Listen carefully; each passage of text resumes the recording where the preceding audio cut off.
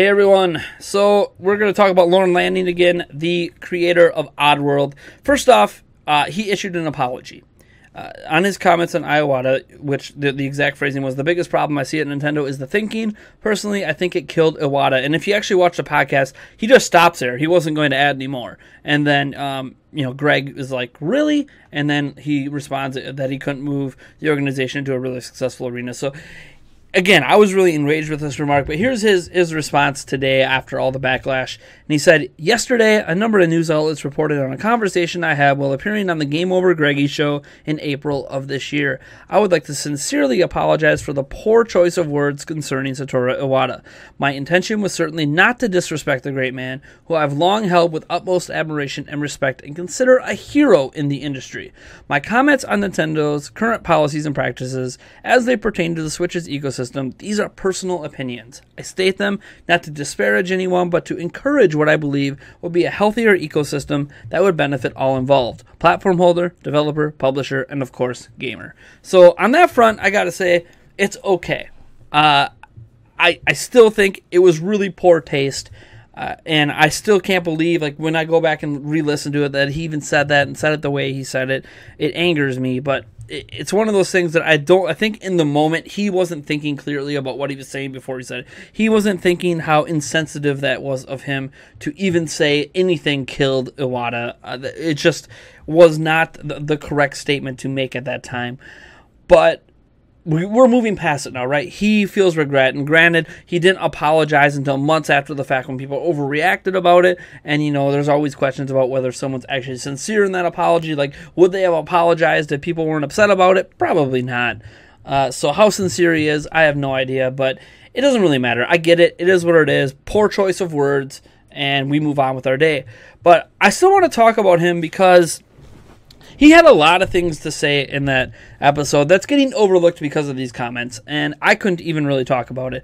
And there's a lot. Like, I went through and I actually wrote down all the most important stuff, and I'm not going to read through all of it because it's going to take me a good 20 minutes to get through it. I already tried recording this one time, and by the time I got done just going through all the quotes, it was already like 25 minutes into the video recording.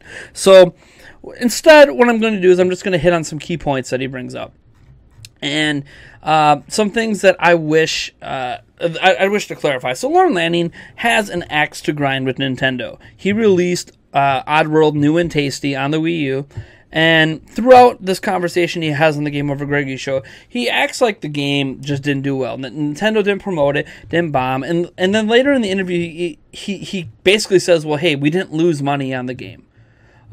So it's like really weird that he's complaining about it when he didn't lose money. He's basically saying he could have made more money, but he didn't lose money on the game. So I don't know. It's a really weird way to put things in my mind, because I'm thinking, if you didn't lose money, then what's the issue? I'm assuming you made some money on it. But anyways, we just kind of go through this whole list. Just some choice quotes. There's a point in the podcast towards the end of talking about Nintendo when he says, people bought the Wii and just played Wii Sports and they never bought another title. That's a complete factual inaccuracy. The Wii actually has one of the highest attach rates in video game history. Believe it or not, the Wii has like a 9-to-1 attach rate ratio. In fact, I think it was almost 9.8 billion games sold on a 100 million unit seller. So if you think about it, that's closer to 10 games selling per unit sold. That's a very, very high attach rate. If you look at gaming history, that's one of the top attach rates from software to platform in history. Obviously, it is true that there are probably plenty of people who only bought a Wii and only played Wii Sports. I'm sure that happened. But man, hell of a lot of games sold on this thing for that to be considered the norm with the system. Now, when you move past that remark, because that's just a factual inaccuracy. There's another factual inaccuracy where he's kind of poking fun at the RAM, and he brings it up several times that there's no way in heck you could do, for like a third of the RAM of the other platforms. For starters, the Switch is what he's talking about here. He says that it has 2 gigs of RAM. It actually has 4 gigs of RAM, and a majority of that RAM is available for games. In fact, it's actually only like 1.5 gigs behind the Xbox One in terms of available RAM. So it's actually like available RAM for games. So it's actually not that far behind RAM-wise. It would not be that difficult RAM-wise to get a game on Switch. There's obviously limitations with the CPU and the GPU and the APU combination. Like, there are limitations. They do exist. The RAM is not actually the big limiting factor here. But whatever. Again, factual inaccuracies, doesn't know his stuff. It's fine. You can't really expect everyone out there, even a developer who isn't making Switch games, to really know everything they need to know about the Switch. But I bring this up because throughout this piece, he spends a lot of time insulting Nintendo. There's a point when Tim Geddes brings up the fact that, well, you have to consider that this is a portable machine, and then he basically says that's irrelevant. And it's not irrelevant. The Switch is the most powerful portable video game machine, like video game system, a system built to play games ever created. There's never been anything more powerful than that. Like, so for all you want to talk about, oh, it's not as powerful as the PlayStation 4, it's not as powerful as an Xbox One. No, but there isn't a more powerful portable gaming machine than a Nintendo Switch.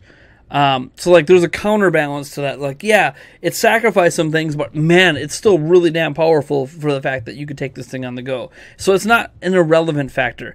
And his grander point, and this is where I do give him some credit, is he feels Nintendo has to change their policies. Nintendo has a few policies in place. The biggest one that affects indie developers is that if you want Nintendo to mention your game, if you want to be in the Nindy showcase, if you want to be mentioned at E3, if you want to be tweeted, if you want Nintendo to feature you on the eShop, you have to release day and date with other SKUs. Now, I know that as a consumer, I hear someone complaining about that fact, and I get angry because, right, I'm a consumer. Yes, I'm a YouTube personality and whatever, but I'm a consumer. So at the consumer level, of course, I'm a Switch owner. I want my indie game at the same time the Xbox and PlayStation and Steam gets it. I want it. I'm selfish. I want the game when everyone else gets it. I want, what's that popular game called? Yooka-Laylee? Like, I want Yooka-Laylee right now. The fact I have to wait for it sucks. But here's the thing.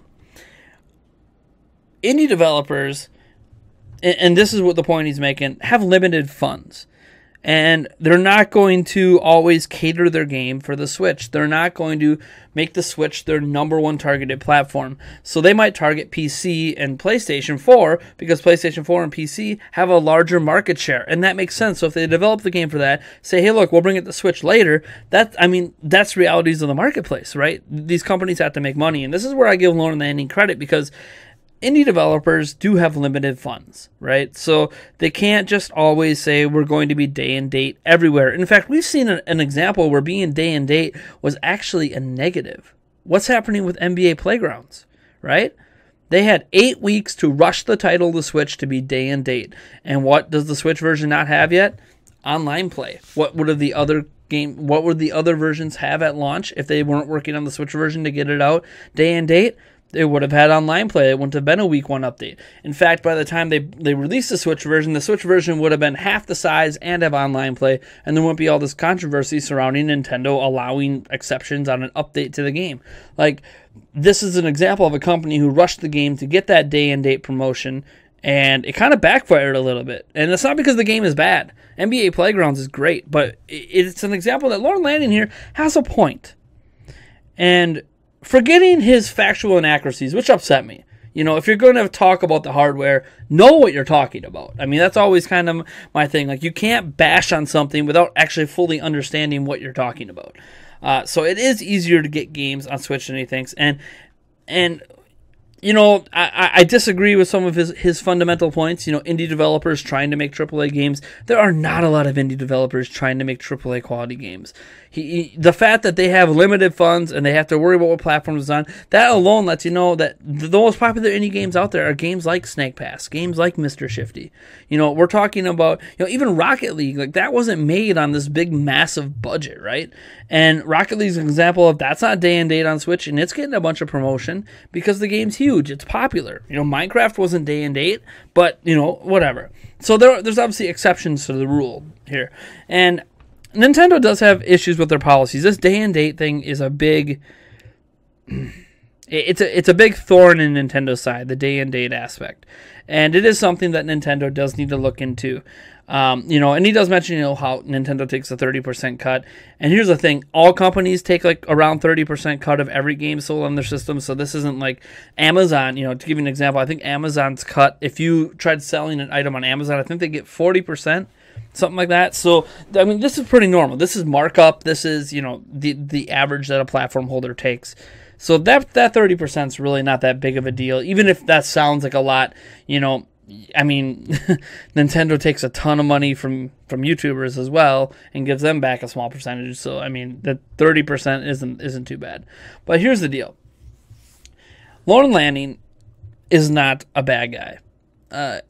He has a sour taste in his mouth from his personal experiences with Nintendo. And while there are indie developers doing well on Switch, it's one of those things that I think Lorne Lanning is just not the kind of guy who you're going to talk to about fixing things at Nintendo, because the tone and the way that he presents himself is in a way that Nintendo's not going to listen to him, because he doesn't feel like he wants to have a conversation. He just wants to bitch.